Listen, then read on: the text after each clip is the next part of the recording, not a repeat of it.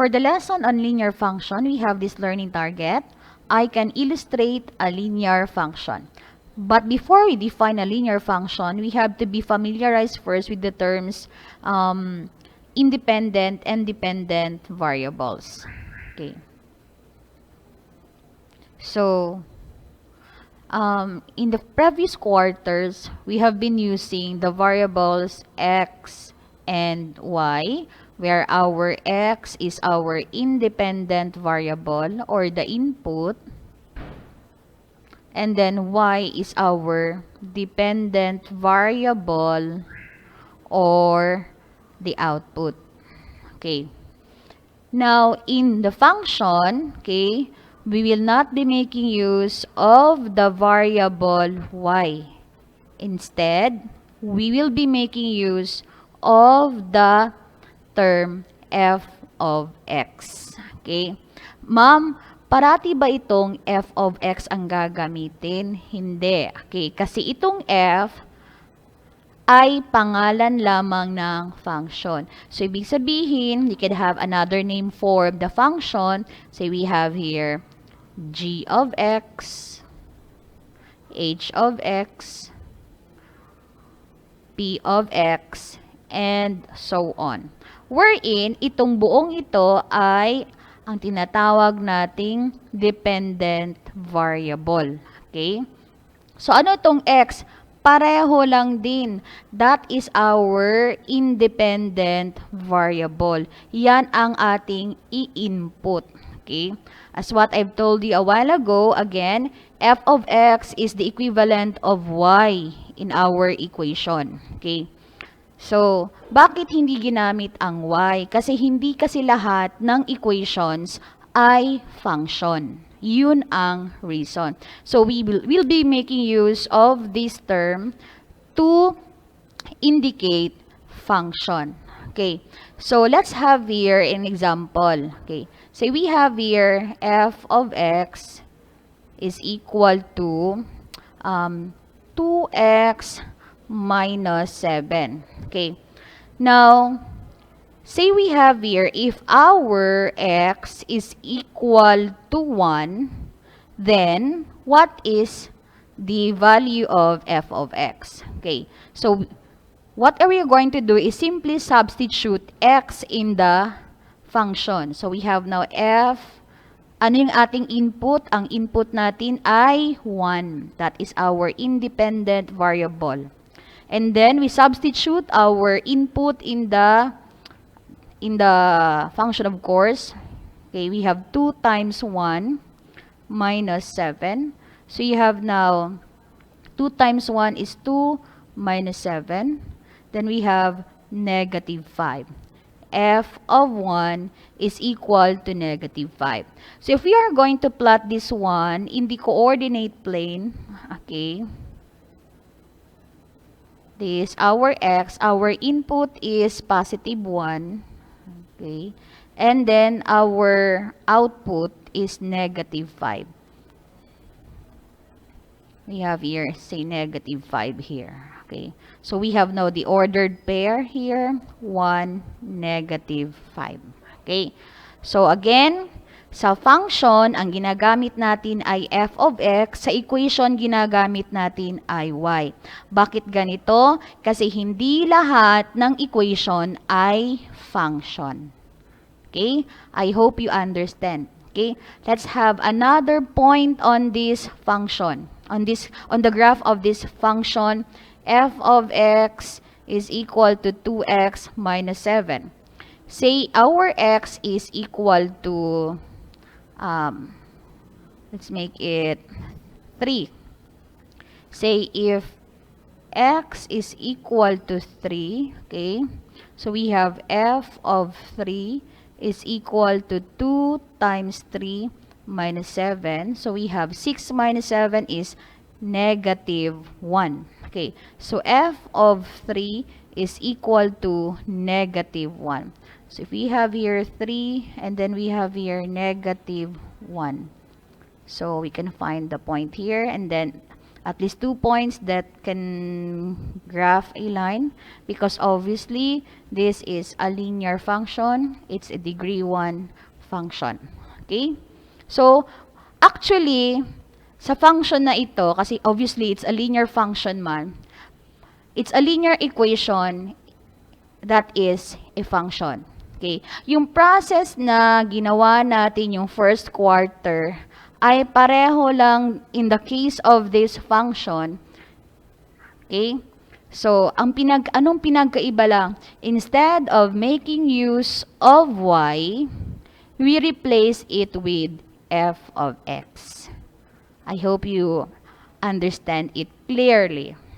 Okay.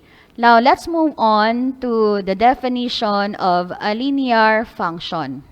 So, as what I've mentioned, not all equations are functions. So, it follows also that not all linear equations are linear functions. Okay. So, what is a linear function? A linear function is in the form f of x is equal to mx plus b. Okay? Sa linear equation,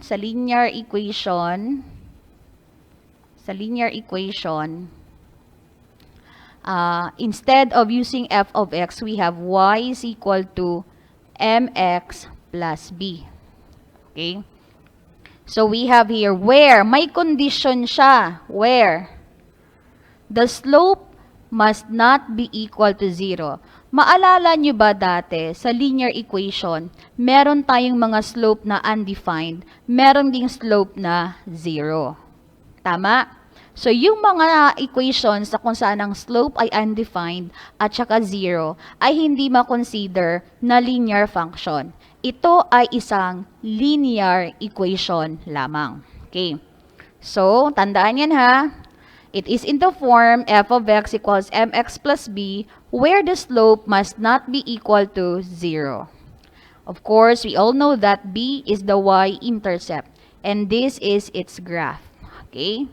So, it is still a straight line. Okay? It is a linear equation. This one is a linear equation, which is also a linear function, in which this is our y-intercept. And how about the domain and range? The domain and range of the linear function are the set of all real numbers. Why? If you're going to extend this up to infinity, yan, lahat ng x values to the right and to the left ay magagamit. Ganun din ang values ng y, pataas at saka sa baba. Okay? So that's it. Now, we will find out which of those linear equations are linear functions and which of those are not. Okay? So we have here y is equal to 2. So to help us analyze the graph, okay, the equation rather, we're going to make use of the other models, graph and table of values, as well as we'll be making use of the vertical line test to test whether each equation is a linear equation, a function only, and a linear function. Okay. So, we have here, bakit may function only? Kasi we still have other functions aside from linear function. We have quadratic function, we have cubic function, and so on, polynomial function. Okay, so we have here y is equal to 2. So how do we graph this one? Mean to say here, okay, this is our equation. Okay, so again, it's in the equation, f of x is equivalent to y. So, mean to say, dalawa ito, 2, 2, 2. So, regardless of the value of x, your y is always equal to 2. So, we have here, negative 1, 0, 1, 2, 3. So, yan. It's actually a horizontal line passing through, yan, this. Okay, we have negative 1, 2, 0, 2, 1, 2, 2, 2, 3, 2. Okay. Now, of course, this is a linear equation. Okay, that is, yes, this is a linear equation. Is this a function? Tingnan natin. Yes, it is a function. Is it a linear function? Okay, pag linear function, the slope must not be equal to 0. What is the slope of this line? The slope of this line is 0. So this is not a linear function. It is only a linear equation, but not a linear equation, a function, but not a linear function. Next, x equals 5. So if you have your x negative 2, negative 1, 0, 1, 2. Okay. So, okay, sorry, it's wrong. Okay. We have x is, it's similar to the other one. So we have here, x is always equal to 5. 5, 5, 5, 5. Okay, ito pala kanina. That is yes, yes, no. Its graph looks like this. It's a horizontal line where the slope is equal to 0. Pag linear function, it should not be equal to 0. That's why it's not a linear function. So, x equals 5 mean to say, yung value ng y natin ay pwedeng magkaiba-iba. Okay. So, we have here negative 1, 0, 1, 2, 3. Okay, kung ang ating x ay equal sa 5, okay, 1, 2, 3, 4, 5, ang y, pwedeng mag-negative 1, pwede mag-0, 1, 2, 3. So, it's a vertical line. So, ano ang slope ng vertical line? Slope is undefined. So, obviously dito, hindi niya na-meet yung yung condition ng linear function. So, it is not a linear function. It is a linear equation. Is this a function? Gamitan natin ng vertical line test. Okay. So, kung gamitan natin siya ng vertical line test, okay. So, you make use of yellow here. Ayan. Okay. Hindi lang sa isang point dadaan yung vertical line, kundi sa lahat ng points. So, obviously, this is not a function. Okay. So, not a function. Okay. It's only a linear equation, not a function. Obviously, not a linear function also. How about y is equal to x? So, if our x is equal to negative 2, negative 1, 0, 1, 2. Okay. Okay, what is our y? So, if x is equal to 1, so we have y is equal to negative 2, y is equal to negative 1, and so on. So, pareho lang. So, identical. So, you have negative 2, okay, negative 1, 0, 1, 2. Kasi pag i-substitute natin tong bawat value ng x, ito lang din ang lalabas. So, we have negative 2, then we have here negative 2, negative 1, at saka negative 1, 0, you have 1, at saka 2, 2. Okay. It is a linear equation that passes through the origin. Okay. Now, is this a linear equation? Yes. Is this a function? Let's make use of the vertical line test. Okay. The vertical line passes through or intersects the given line at exactly 1 point. So, this is a function also. Okay. So, it's yes. Yes. Is this a linear function? Yes, this is a linear function since the slope, what's the slope? The slope is equal to 1. Okay. Since the slope is equal to 1, okay, then this is a linear function. How about this? Okay.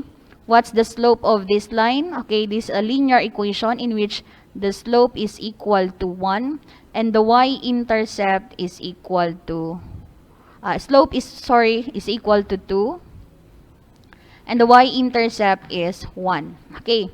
So, mukhang papasok siya sa linear function. Yes, linear function siya kasi ang slope natin ay hindi equal sa 0. Okay? So, pag i-graph natin to, kung ang x natin ay negative 2, negative 1, 0, 1, 2, if x is equal to negative 2 times negative 2, positive 2 times negative 2 is negative 4, plus 1, that is 3. Then we have negative 1 times 2, negative 2 plus 1 is negative 1. 0, 2 times 0 is 0 plus 1, that's 1. 2 times 1 is 2 plus 1, that is 3. Then 2 times 2, 2 times 2 is 4 plus 1 is equal to 5. Let's graph it. We have negative 2, it's positive 3. It's negative 3 actually. 2 times negative 2 is negative 4. Negative 4 plus 1 is negative 3. So we have here negative 3, negative 1, then we have negative 1 here, 0 and 1. That's the y-intercept, 1 and then 3. And then 2 at saka 5. 1, 2, 3, 4, 5. Okay, connecting the points. Okay. So, using the vertical line test, it is a function. It is also a linear equation. So, among the four equations, okay, only these two equations is considered to be a linear function because the slopes, the slopes are not equal to 0. Okay? So this one, okay, the say the equation with a graph, the linear equation which has a slope of 0 and a slope of undefined cannot be considered a linear function. So with this, ito naman, with this equation, actually we call this one as a constant function. Okay? Diba function siya dito? This is a function.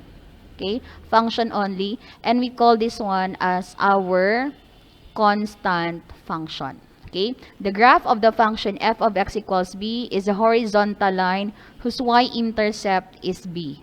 Okay? This is a linear equation which is a function but not considered to be a linear function because its slope is 0. Okay? Anong domain niya? Lahat ng real numbers, pero iisa lang ang kanyang range, and that is equal to 3. Okay? This only means that no matter what the x value is, the function will always be b. Okay?